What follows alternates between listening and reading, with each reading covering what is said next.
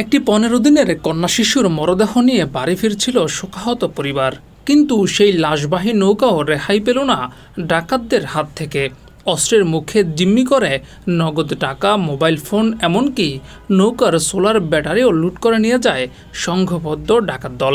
ঘটনাটি ঘটেছে কিশোরগঞ্জের করিমগঞ্জ উপজেলার হাওর এলাকায়। জানা যায়, ময়মনসিংহ মেডিকেল কলেজ হাসপাতালে চিকিৎসাধীন অবস্থায় মারা যায় 15 দিন বয়সী এক কন্যা শিশু। মঙ্গলবার রাতে মরদেহ নিয়ে স্বজনরা ইঞ্জিন চালিত নৌকায় করে মিঠামইনের চমকপুর গ্রামের উদ্দেশ্যে রওনা হন। রাত প্রায় 10টার দিকে করিমগঞ্জ উপজেলার নোয়াগাঁও সুইচগেট এলাকায় পৌঁছলে একটি কোষা নৌকায় করে 6 জন অস্ত্রধারী ডাকাত তাদের পথ অবরোধ করে। নিহতের স্বজনরা বারবার বলেছেন নৌকায় একটা শিশুর লাশ আছে। মাঝিও বলেছে এটা লাশবাহী নৌকা। তারপরও ডাকাতরা কথা শুনেনি। নৌকায় উঠে টাকা, মোবাইল আর ব্যাটারি নিয়ে যায়। নৌকার মাঝি রতন মিয়া বলেন, ওরা সবাইকে ভয় দেখিয়ে চুপ থাকতে বলে, প্রতিবাদ করলে মেরে ফেলার হুমকি দেয়। লাশ আছে বললেও কোনো দয়া দেখায়নি। স্থানীয়দের অভিযোগ, হাওরের নৌপথে বিশেষ করে রাতের বেলায় নিরাপত্তাহীনতা চরমে পৌঁছেছে। নিয়মিত টহল না থাকায় যাত্রীরা আতঙ্ক নিয়ে চলাফেরা করেন। মানুষের নিরাপত্তায় আইন শৃঙ্খলা বাহিনীকে আরও কার্যকর ভূমিকা পালনের আহ্বান জানিয়েছেন সচেতন নাগরিক কমিটির কিশোরগঞ্জ জেলার সভাপতি স্বপন কুমার বর্মন। তারপরে বিভিন্ন জায়গায় দেখা গেছে যে এখন ওই ডাকাতি, ছিনতাই, এগুলোর ঘটনাও কিন্তু আস্তে আস্তে বাড়তেছে, তাই না? আমার মনে হয় যে এটাই যে দেশের আর্থসামাজিক এবং আইন শৃঙ্খলার অবনতি হওয়ার কারণেই এই বিষয়গুলো আবার নতুন করে মাথাচাড়া দিয়ে উঠছে।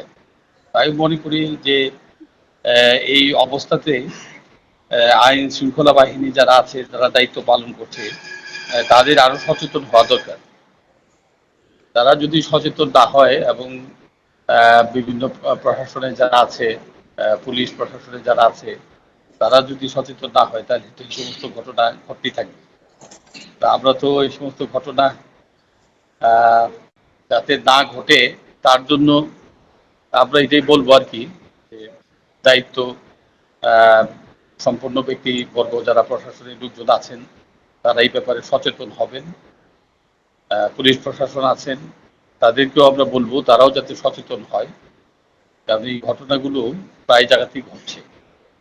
এবং মানুষ দেখা যাচ্ছে একটা প্রবণতা, যে নিজের হাতে আইন তুলে নেওয়ার একটা প্রবণতা লক্ষ্য করা যাচ্ছে প্রায় জায়গাতেই। কাজেই মানুষ দেখলেও তো এখন প্রতিরোধ করতে চায় না এই সমস্ত ঘটনা।